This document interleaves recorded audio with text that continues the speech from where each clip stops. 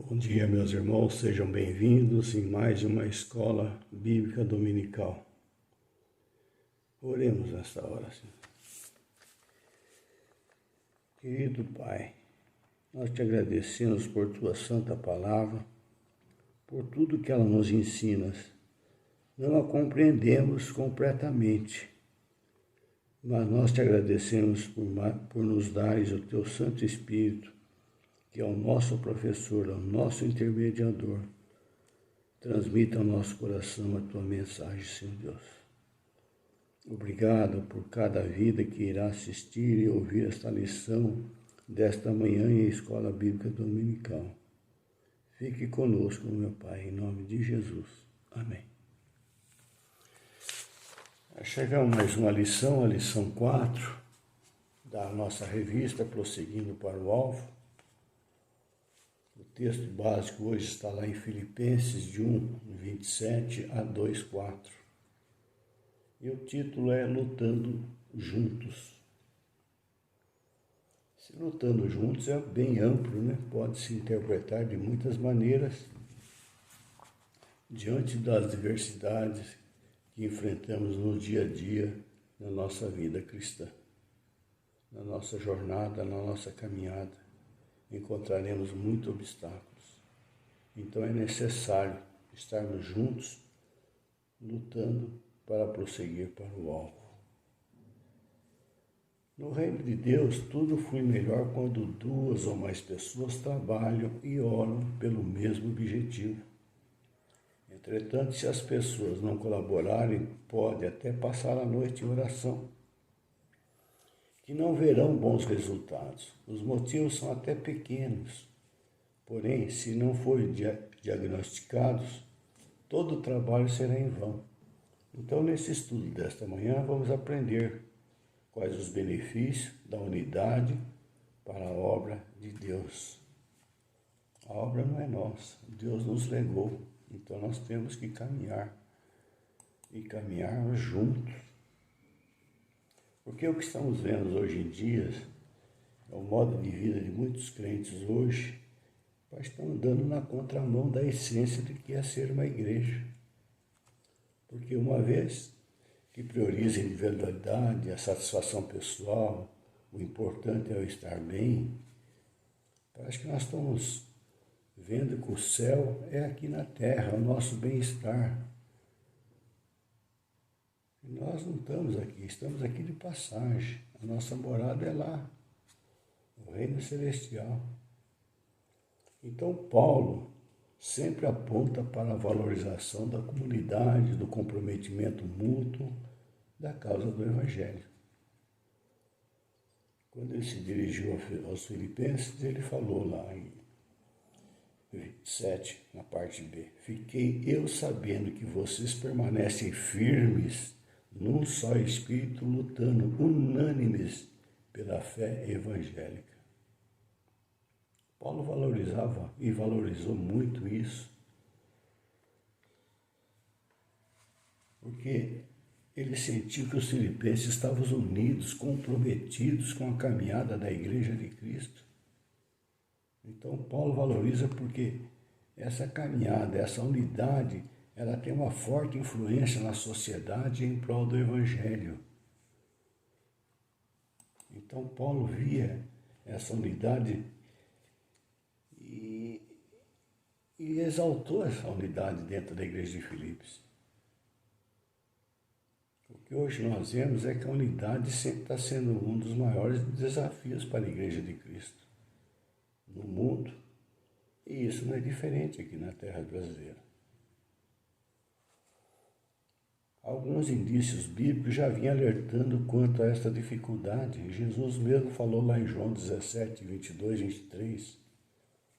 Ele disse, eu lhes tenho transmitido a glória que me tens dado, para que sejam um como nós somos, eu neles e tu em mim, a fim de que sejam aperfeiçoados na unidade, para que o mundo conheça que tu me enviaste e me amaste, como também amaste a mim. São as palavras de Jesus.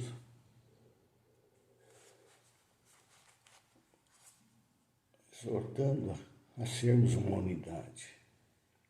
Porque o não aperfeiçoamento da unidade, além de conspirar contra nós mesmos, conspira acima de tudo contra o próprio Deus.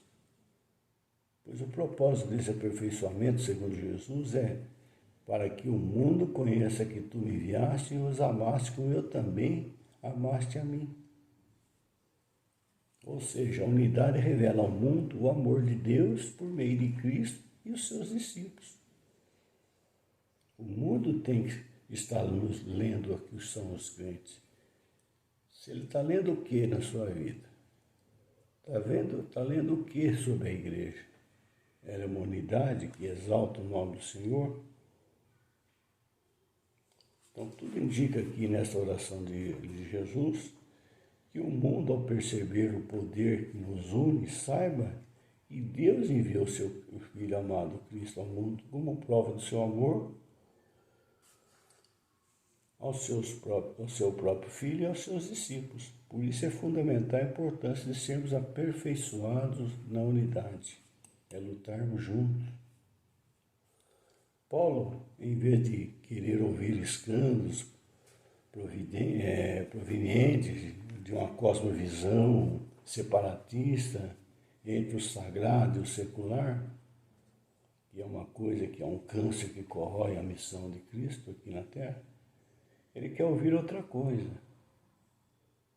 para que, ou indo ver-nos, ou estando ausente, ouça no tocante a vós outros, que estáis firmes em um só espírito, com uma só alma, lutando juntos pela fé evangélica. Palavras de Paulo. Então, uma maneira muito importante de vivermos de uma maneira digna do Evangelho é lutar pela unidade entre os crentes. E esse tema é repetido várias vezes no escrito de Paulo, Romanos 15, 5, Efésios 4, 3 a 13. Paulo também nos alertou, lá em 1 Coríntios 1, 10. Rogo-vos, irmãos, pelo nome do nosso Senhor Jesus Cristo, que faleis todos a mesma coisa e não haja entre vós divisões. Antes, sejais inteiramente unidos na mesma disposição mental e no mesmo parecer. Então é muito interessante que assim como Jesus está ao pedido dos apóstolos, vem com a força. Rogo-vos pelo nome do nosso Senhor Jesus Cristo, como se fosse uma forma de oração. Somente pelo nome do nosso Senhor Jesus Cristo é que a unidade se torna possível. Sem ela, o que resta são divisões, disposições mentais, separatistas, que parecem em choque constante na vida. O desafio de Paulo também é chamado, e vai ecoar em Romanos 15, 5, que eu já falei lá atrás, que diz: ora, o Deus da paciência e da consolação vos conceda o mesmo sentir de uns para com os outros, segundo Cristo Jesus, para que concorde uma vez em uma voz, glorifiqueis a Deus e Pai do nosso Senhor Jesus Cristo. Então a principal preocupação de Paulo nesse momento era que os filipenses vivessem a unidade entre os crentes, como consequência essencial do Evangelho. Essa união é abençoadora.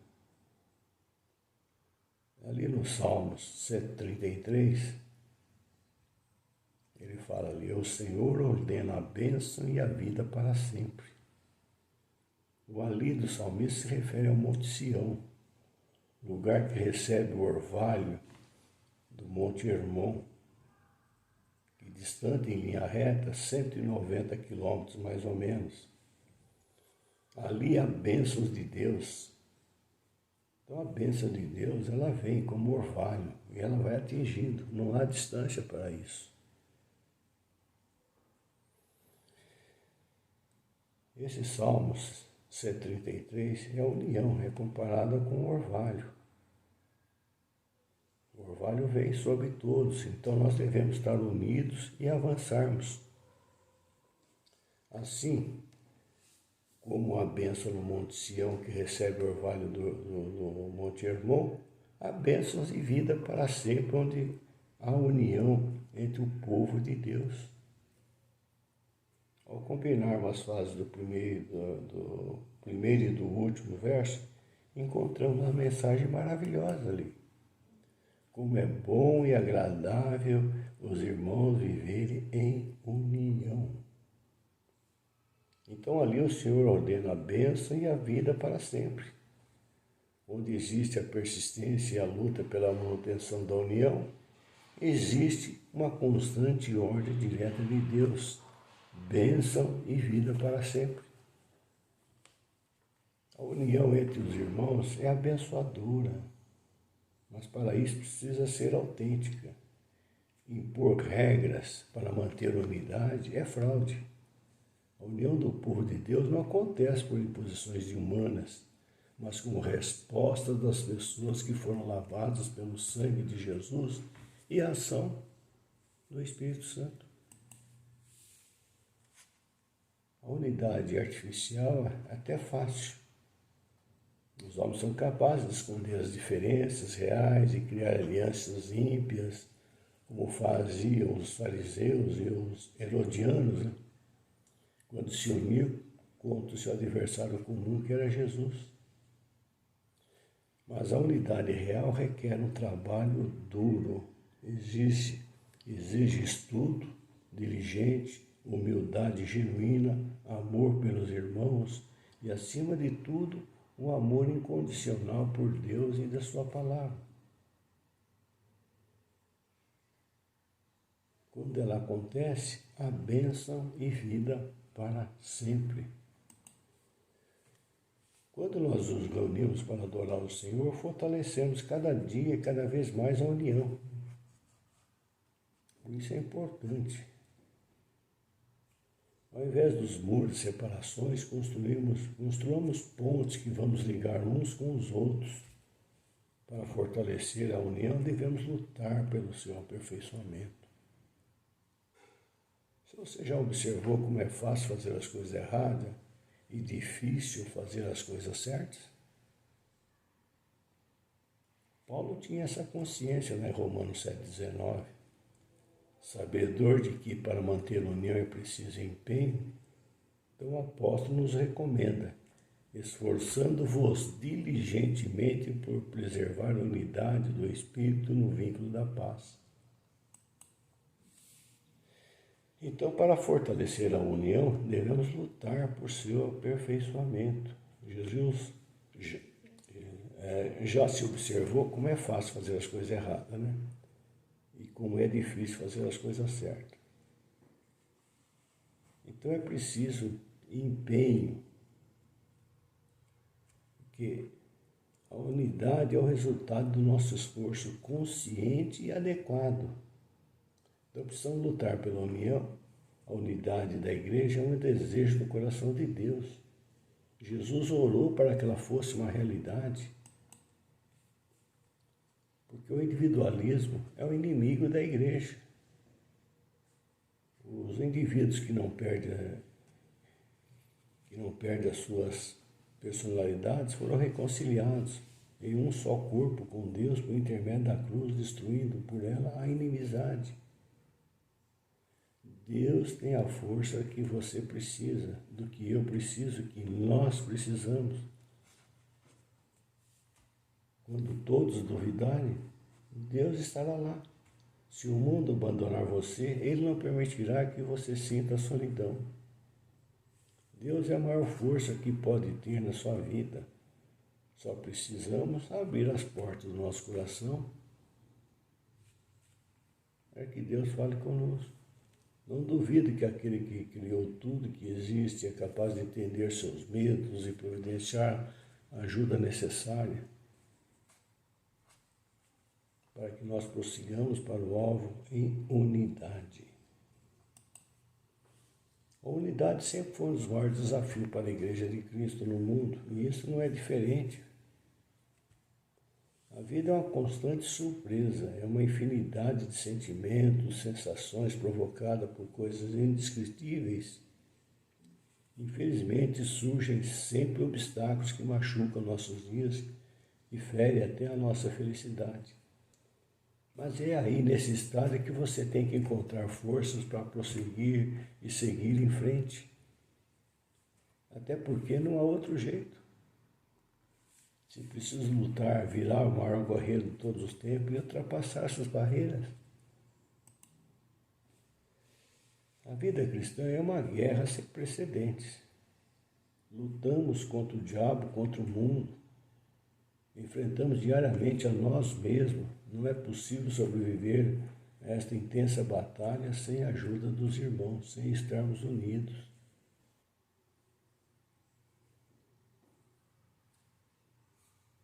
Há sempre na minha mente, sempre uma luta entre o que eu quero e o que eu não quero. O que eu devo fazer. Habita em nós o homem carnal e o homem santo. E essa luta se trava muito na consciência da gente. Se a gente se esmorecer, vamos para o lado humano. Vamos enxergar as coisas humanas. Então a gente precisa se unir, compartilhar, para que possamos vencer. Paulo afirmou que os irmãos deveriam lutar juntos pela fé evangélica.